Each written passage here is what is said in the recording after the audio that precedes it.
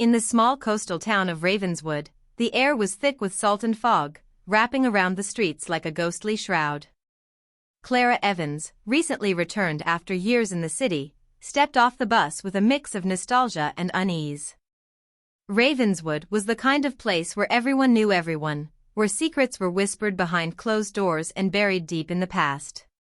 The memories of her childhood were a bittersweet blend of joy and sorrow, but nothing could prepare her for the call that would change everything.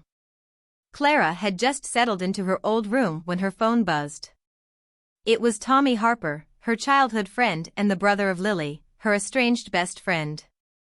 "Clara, have you heard? Lily's missing." The words hung in the air like a fog that wouldn't lift. Lily Harper had always been the free spirit, the dreamer, while Clara had been more grounded, more cautious. Their paths had diverged in high school, but Clara had always felt a tether to Lily, one that pulled her back to Ravenswood now. "Missing? What do you mean?" Clara asked, her heart racing. "Last seen 2 nights ago. She was heading to the cliffs." "We need your help," Tommy replied, his voice cracking slightly. Clara didn't hesitate. She grabbed her jacket and headed for the cliffs that overlooked the turbulent sea, the place where Lily often sought solace.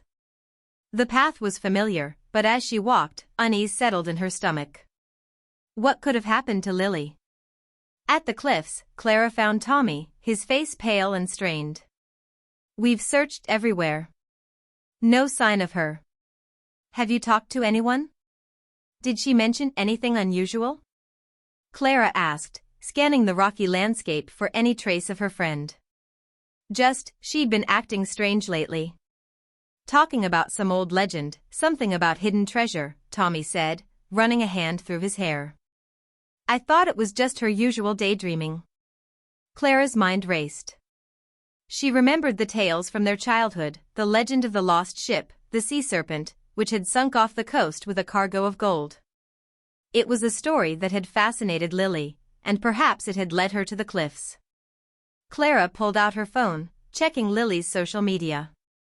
There were cryptic posts leading up to her disappearance, quotes about finding one's true self, hints of adventure. The last post was unsettling, a picture of the cliffs with the caption, "Time to face the echoes." "Let's go to her house. Maybe we can find something," Clara suggested. Inside the Harper home, the atmosphere was heavy with worry. Lily's mother was in the kitchen, staring blankly at a pot of water boiling over. "I just want my girl back," she murmured, tears streaming down her cheeks. Clara and Tommy moved to Lily's room, a sanctuary filled with vibrant colors and dream catchers. As they sifted through her belongings, Clara's fingers brushed against an old journal tucked beneath a pile of clothes. Opening it, she found entries detailing Lily's obsession with the legend of the sea serpent. There were sketches of the cliffs, notes on the tides, and a map with an X marking a spot just beyond the rocks. "This has to mean something," Clara said, showing the journal to Tommy. Lily was searching for something. "Maybe she found it," he replied, a shadow crossing his face. "Or maybe she got lost trying." Clara's determination ignited. "We need to go back to the cliffs.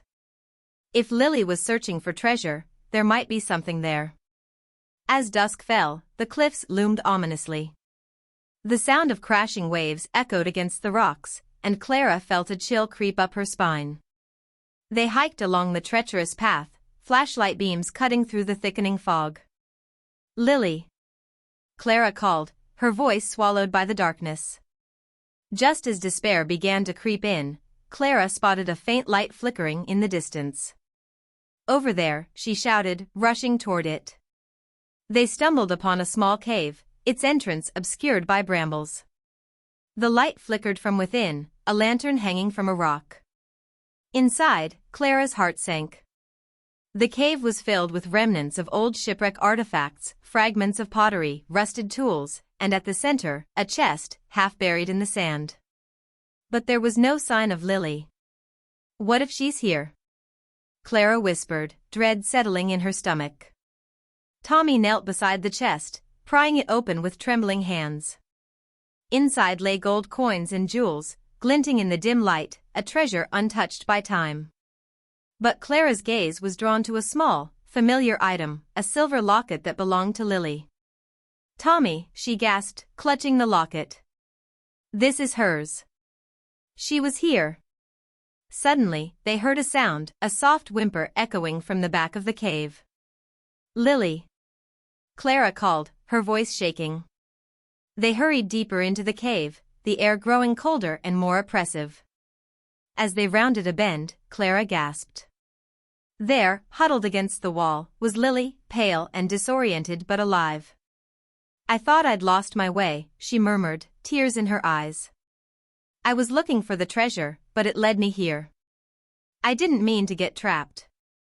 Tommy rushed to her side, enveloping her in a tight embrace. "We were so worried." "What happened?" "I saw the map and thought I could find it," Lily explained, her voice trembling. "But I got lost in the cave and couldn't find my way back. I didn't want anyone to worry, but then I didn't know how to get out." Relief washed over Clara, but something lingered in her mind. "Lily, why were you so drawn to this? What made you think the treasure was here?" Lily hesitated, her gaze drifting to the chest. "I thought it could change everything.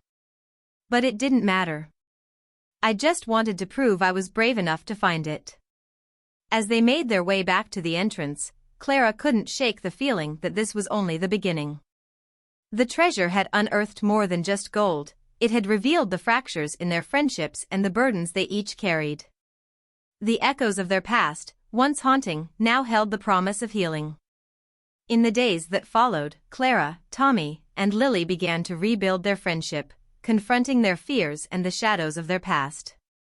They uncovered the town's hidden stories and shared them, realizing that sometimes the real treasure was not gold, but the connections they forged along the way. And as the fog lifted from Ravenswood, Clara knew one thing: she would always return to this town, to these echoes of the forgotten, and to the people who shaped her story.